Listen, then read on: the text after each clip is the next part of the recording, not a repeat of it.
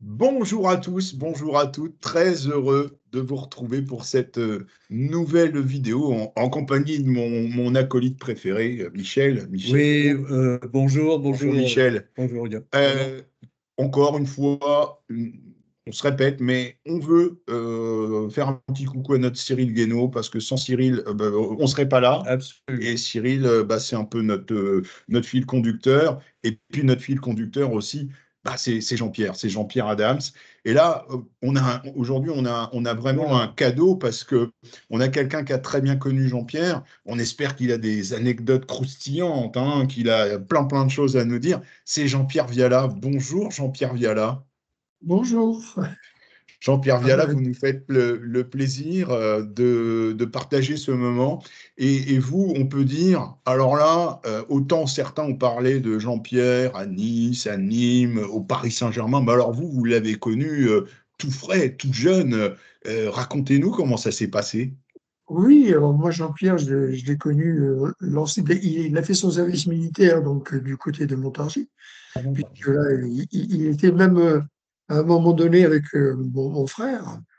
Et donc si vous voulez, Jean-Pierre, je l'ai abordé parce qu'il jouait dans l'équipe militaire avec laquelle il était. Il rencontrait souvent les équipes, enfin l'entraîneur euh, rencontrait les équipes locales. Donc on en faisait partie et c'est comme ça que j'ai été amené à le rencontrer pour la première fois sur les terrains, à le découvrir. Mais petit à petit, au fil du temps, on a vu une évolution, bien sûr, se produire. Donc voilà un petit peu le côté où je l'ai connu, c'est comme cela, tout au départ. Moi, j'étais déjà parti, puisque j'étais parti jouer à la C Ajaccio, et j'étais revenu à cette époque-là, en 68, oui, c'est ça. Et lui, 68, 69, 70, c'était les finales du euh, championnat de France amateur. contre Quevilly, contre Gazalec d'Ajaccio, etc., quoi. Donc Jean-Pierre, je l'avais découvert un petit peu avant par le jeu des matchs amicaux que nous faisions quand il était militaire. Et puis finalement, il a éclos très rapidement, vu ses capacités, quoi, hein. Hmm. Donc voilà un petit peu la manière dont je l'ai connu. Après, c'est vrai que nous sommes peut-être un petit peu moins fréquentés parce que moi, on avait 5 ans, 4-5 ans d'écart. Donc, si vous voulez, moi, je revenais de l'extérieur. J'étais parti pendant un an et demi sur la deuxième division professionnelle et j'étais revenu sur Fontainebleau à cette période-là.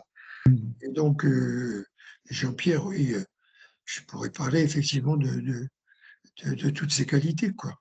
Mais c'est vrai que peut-être, je vais peut-être aller un peu trop vite, mais euh, il était très vendu. Le football, de toute façon, c'était sa passion.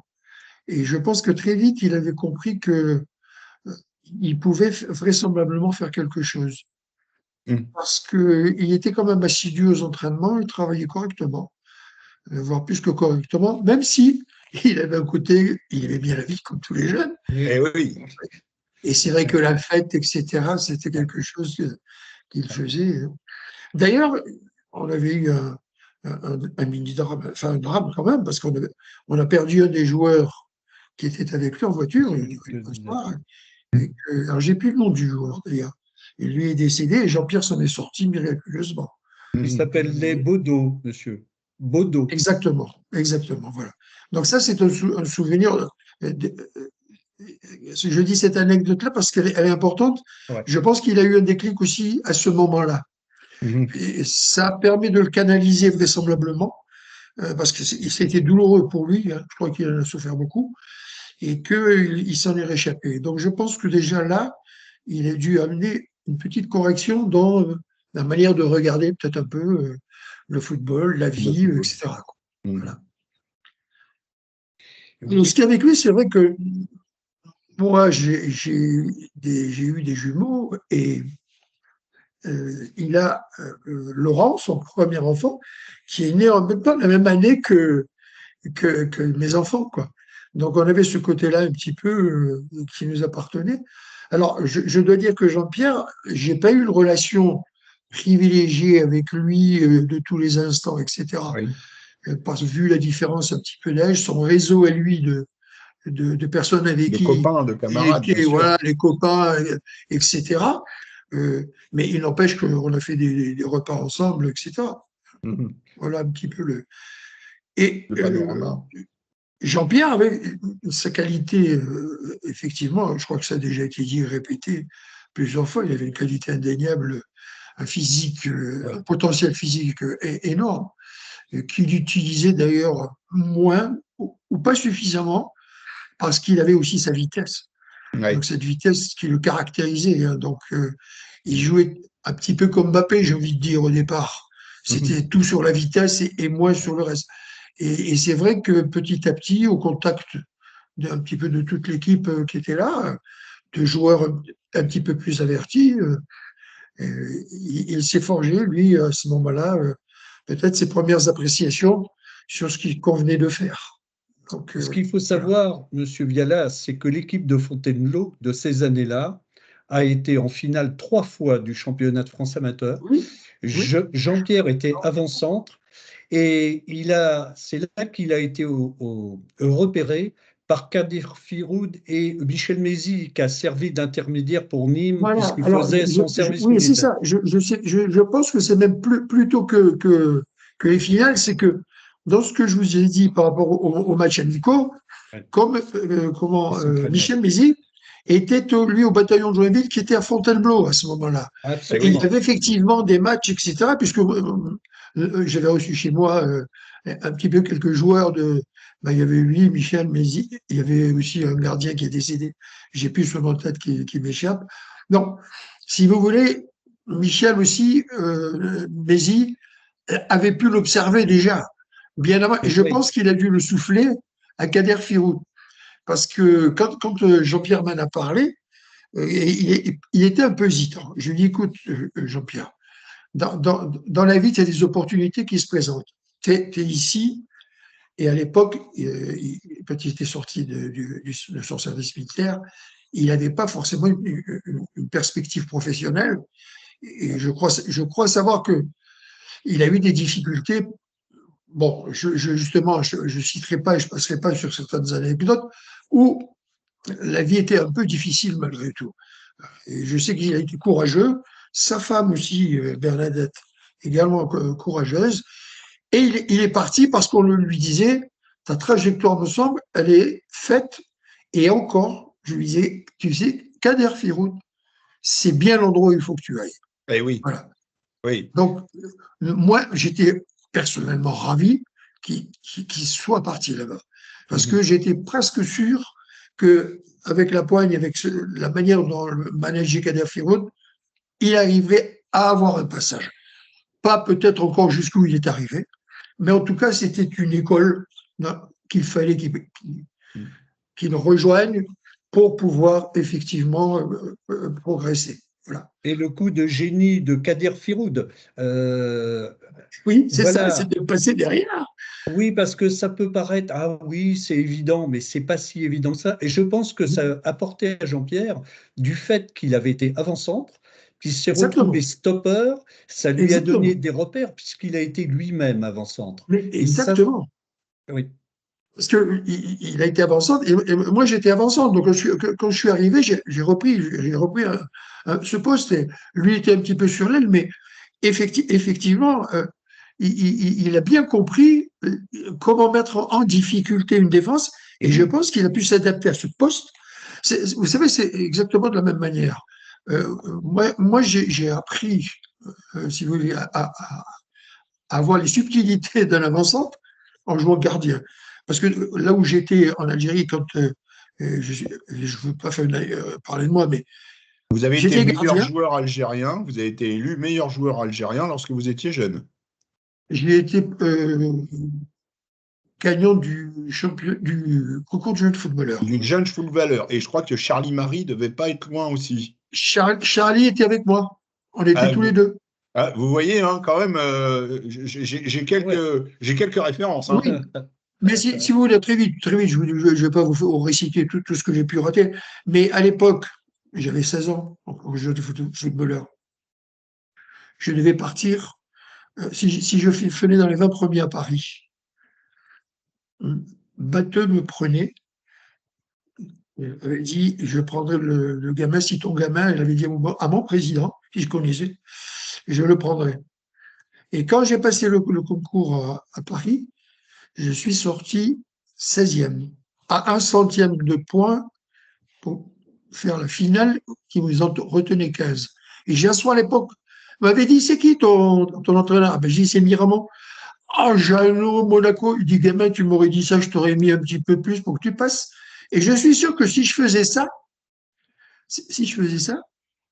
en finale, je me régalais. Bon, voilà, je passe là-dessus, mais c'est pour faire le lien avec Jean-Pierre. C'est riche quand même comme anecdote, ce que vous nous racontez, Jean-Pierre, parce que quelque part, une carrière de footballeur, ça se joue sur des détails. Sur des détails, ça n'arrive à rien. C'est pour ça que Jean-Pierre, moi ayant vécu cette expérience-là, puisqu'après, avec mon arrivée en métropole, et pour avoir. Alors j'avais 16 ans, mais quand je suis parti à 18 ans et demi d'Algérie, on partait. Et là, il fallait trouver quelque chose. Et là aussi, j'avais un message, une lettre, un numéro de téléphone, etc., pour un club. Et là, pour des raisons familiales, je n'ai pas pu signer un contrat pro. Ah oui. Donc voilà. C'est pour ça que Jean-Pierre, quand il a eu cette opportunité, moi, et il y a eu un passage dans ma vie où si je n'avais pas eu le football, je ne sais pas ce que je serais devenu. Et le football a toujours été moteur pour avoir une vie professionnelle. Et ça m'a permis, moi, d'avoir une vie professionnelle très intéressante. Et c'est là où à Jean-Pierre, je lui ai dit, écoute, vas-y, à fond, donne-toi à fond. C'est un bouée, quoi, je veux dire, de sauvetage, tu vas voir. Moi, j'ai pas raté, parce que je sais pas si je serais allé loin, mais toujours est-il qu'il y est allé, et bravo.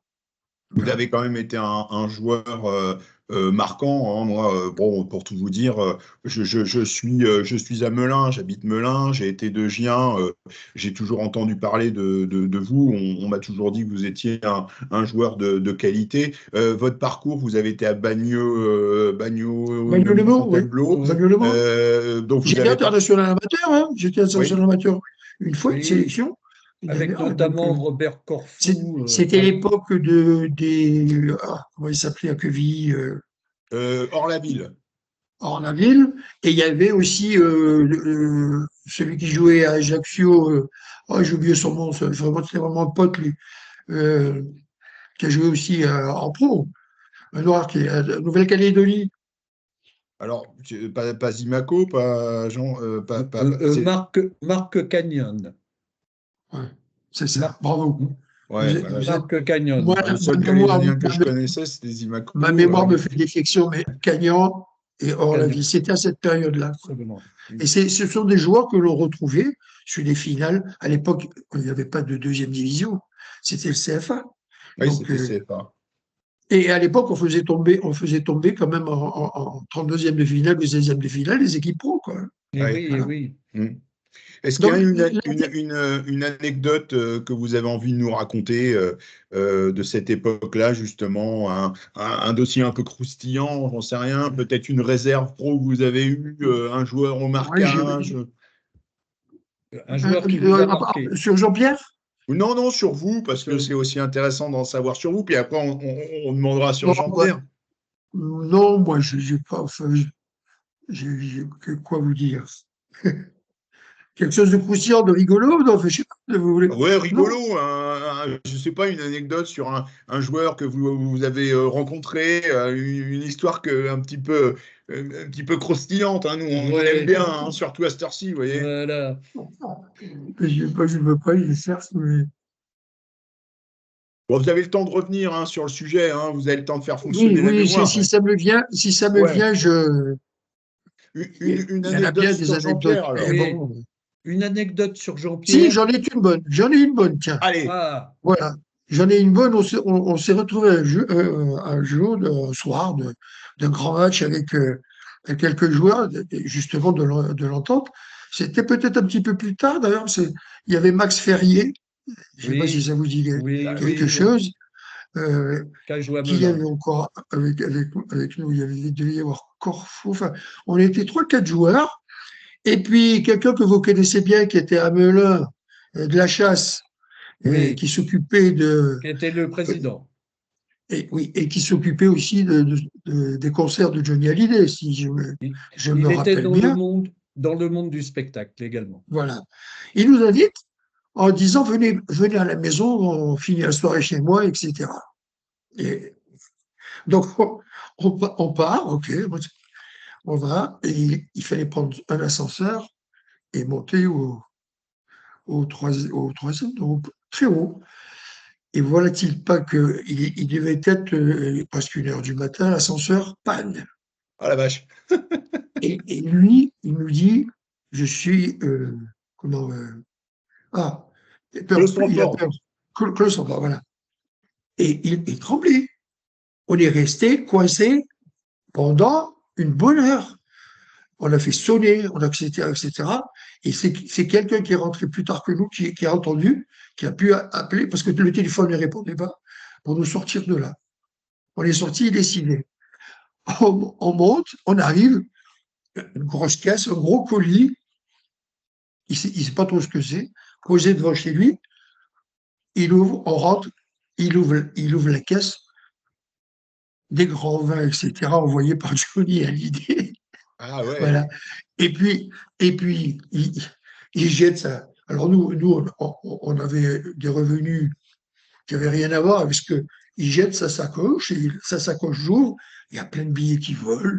Ah Donc, oui. et on finit la soirée, du coup, dans une apothéose, en rigolant de ce qui nous est arrivé, etc. Alors, je ne vous dis pas, pour ceux qui étaient attendus chez eux, hein, Oui. ils sont rentrés très, très tôt le matin. C'est pour ça que vous avez signé après comme entraîneur à Gien à côté d'Assaint-Terre-Otis, parce que vous vous êtes dit si un jour il y a un ascenseur qui bloque comme ça, Ouais. je serai près des dépanneurs, hein. Ouais. Et on en Ah, revenait la pour GS, Jean. Oui, c'était aussi une bonne période. Oui. oui. Et on en revenait. L'équipe de France a souvent fait des stages à Fontainebleau. Et Jean-Pierre, j'avais été assister à un entraînement un jour. Et Jean-Pierre était bien accueilli à Fontainebleau, hein. Ah oui, oui, il a marqué quand même son passage, hein. Et puis c'était quelqu'un qui était très avenant, très gentil, etc. Il avait ce côté aussi, toujours le sourire, hein. Je ne l'ai jamais vu autrement que ça, hein, Mm. que comme ça, hein. Et de Alors, modestie également. oui, de modestie, parce que je peux vous donner une preuve, c'est que malgré la carrière qu'il a eue, alors je ne dis pas peut-être toutes les personnes, mais nous, on est retourné le voir. Ouais. Moi, j'ai pas voulu, enfin, je suis pas du genre, j'ai joué avec lui, machin, je vais le voir tout le temps, je vais demander une place, etc., etc. Pas du tout. Je sais qu'à chaque fois qu'il venait à Gien, on se voyait. Bernadette est originaire de là-bas, toute sa, pas originaire de là-bas, elle est originaire d'ailleurs, mais elle est giennoise, etc. Quand on descendait, nous, ici, sur la Côte d'Azur, quand il était à Villeneuve-Loubet, qui jouait à Nice, on allait, il nous a toujours reçus, toujours accueillis, comme si de rien n'était. On avait vraiment un lien qui était très fort, même si on ne se voyait pas très souvent. Voilà. Donc, et là aussi, j'ai essayé de lui dire, parce qu'à un moment donné, j'ai dit, Jean-Pierre, tu es quelqu'un de joyeux, d'excessif, parfois. Et je me souviens quand il est revenu, il me dit, mais Jean-Pierre, c'est Bernadette qui l'appelle en disant, Jean-Pierre et Marie sont là, il faudrait que tu rentres et tout. Alors, il dit, j'arrive. Il dit, ouais, d'accord. Il arrivait, mais la boîte où il était, il m'a raconté qu'il payait la tournée à tout le monde. Ah J'ai oui. dit, mais Jean-Pierre, ne fais pas ça. Ma petite supériorité en âge, je te dis, ce truc, c'est éphémère. Fais attention, il y a la Mm. suite. Bon. Alors après, il a continué une trajectoire qui était fantastique, hein. Donc voilà. Mais ce que je reconnais chez lui, c'est vraiment, outre ce côté qu'il avait peut-être un petit peu excessif, il avait toujours une bienveillance pour tous les anciens copains qu'il a connus, dès l'instant où c'était des gens qu'il avait connus, même tout au début. Voilà. Mhm. Et ça, je trouve que très peu le rendait.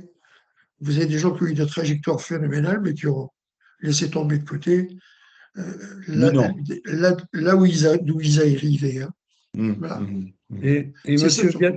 Viala, moi, je reprends, était à l'école avec lui à Montargis, on avait 2 ans d'écart, eh bien, il détestait l'injustice. Et quand il y avait des bagarres entre nous qui étions jeunes, et on avait les plus grands qui s'en prenaient aux petits, et il n'aimait pas ça, il se séparait. Moi, je peux en témoigner personnellement. Il n'aimait pas l'injustice, et les grands qui embêtaient les petits, ça lui plaisait pas. Voilà. Et Ouais, il valait mieux l'avoir comme copain, comme tu dis. Hein. il avait 10 Oui. ans, hein, 11 ans. Moi, je ne l'ai jamais vu se battre sur un terrain. Non, non, Jamais. non. Non, mais il n'aimait Il, pas qu'on embête les petits. Voilà. Et jamais. Il était costaud, il rentrait dedans, il faisait ce qu'il absolument. fallait.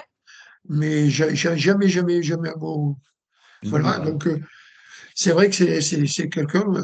Moi, j'ai encore des photos d'équipe. J'ai même. Puisque après, nous avons fait pour lui aussi, et surtout pour.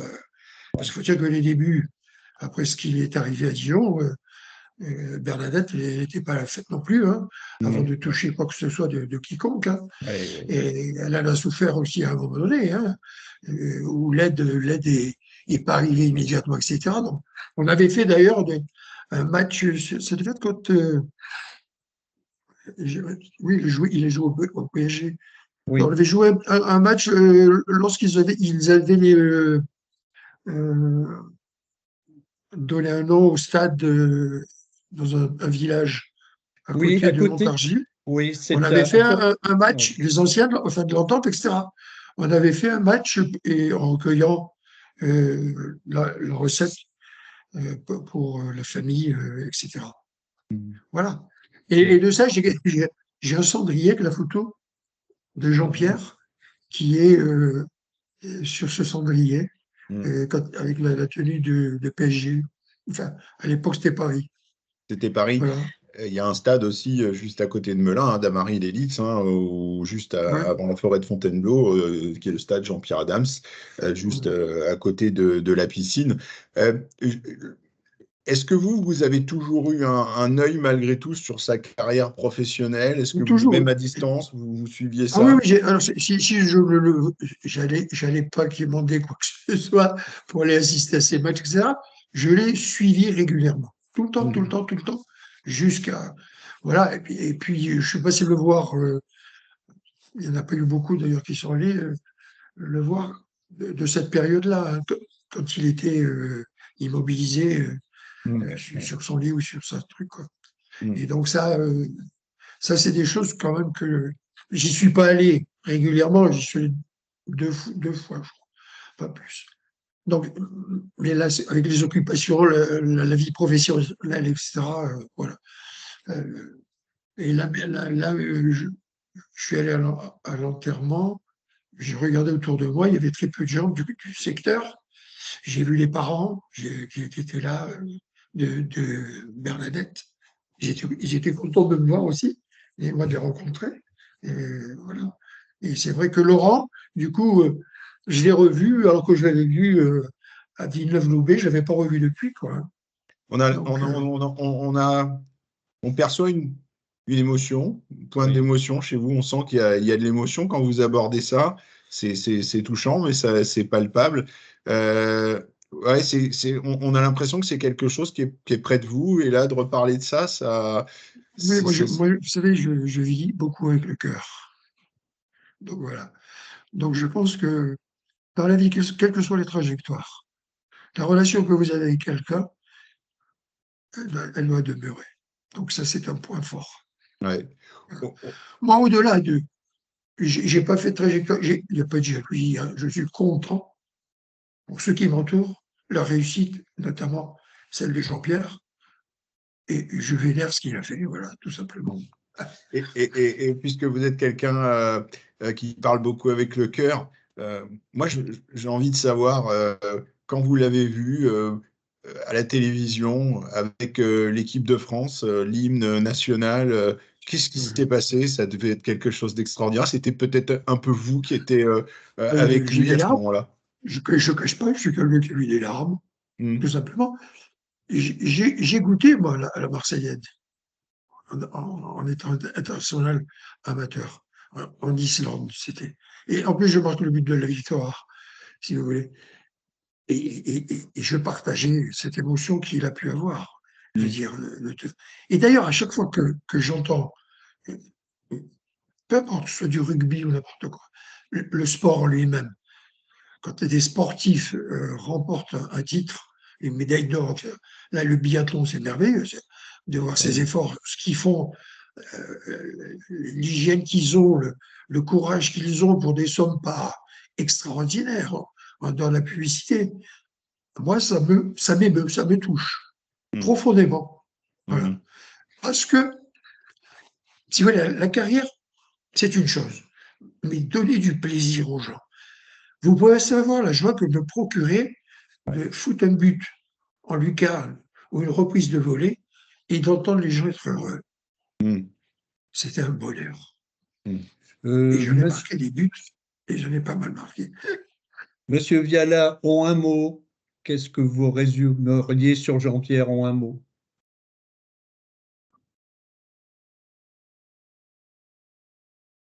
Fort, Ouais. Plusieurs mots. courageux, malgré tout courageux. Ouais. Discret parce qu'il avait Une pudeur. une pudeur. Voilà. Absolument. Et je pense que ces excès qu'il pouvait avoir, c'était pas pour se protéger, mais pour être lui-même. Voilà. Parce que je sais quand même d'où il vient, quel était son départ en France, etc., et qu'il a son parcours. Et donc, rien qu'à ce titre-là déjà, pour moi, c'est important. Eh bien, Monsieur Viala, moi, je vais vous dire, on a pas mal interviewé des gens. Eh bien, l'histoire que vous dites, son arrivée, moi, je l'ai vu arriver en France, tout ce qu'il a eu, mis en pension, pratiquement aucun joueur ne le savait parce Dominique, il n'en parlait pas. Et Dominique Baratil, il me disait, je l'ai côtoyé assez longtemps, on ne savait pas. Voilà. Oui. Il ne s'est jamais exprimé là-dessus. Oui. Je sais ce que c'est aussi d'être en pension si j'étais. Hein. Oui, oui, oui. Dans les années 40-50, c'était pas pareil. Mais c'est là où ça forge des caractères aussi. Absolument. Et quand vous avez un problème, vous avez la capacité d'y répondre. Parce que vous êtes confronté à une situation, et des situations, vous en aurez toute votre vie. Et donc ça, c'est important. Pour moi, c'est un mal, si on veut, entre guillemets, mais c'est aussi un bien. Parce qu'après, quand on arrive au terme de ce qu'on a pu faire, on dit, mais si je n'avais pas eu ça, je ne serais pas ce que je suis. Voilà. Et ça, c'est important. Quoi. Bien sûr. On a parlé de Jean-Pierre. Je voudrais aussi qu'on ait un mot pour Philippe Mahut, que vous avez connu. Philippe Mahut qui nous a quittés. C'est une figure aussi de Fontainebleau, de cette région. Un homme, toutes les personnes qui m'ont parlé de Philippe Mahut m'ont toujours dit que c'était quelqu'un de formidable. Vous vous souvenez de lui? C'était un jeune joueur à l'époque quand vous l'avez connu? Oui, parce que Philippe Mahut, c'est la génération enfin, génération, c'est un grand mot.